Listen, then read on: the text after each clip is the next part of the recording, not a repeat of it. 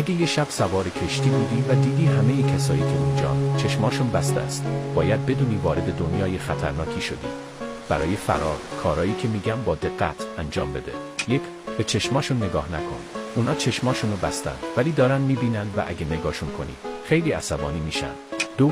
اگه دیدی چند نفر بهت نزدیک شدن و ازت پرسیدن مقصدت کجاست، از اونجا دور شو و اصلاً جوابشونو نده. 3.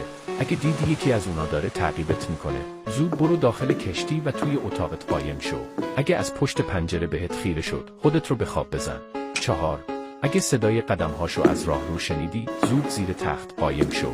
تو میتونی پاهاشو ببینی ولی اصلاً به صورتش نگاه نکن تا وقتی نرفته بیرون نیا.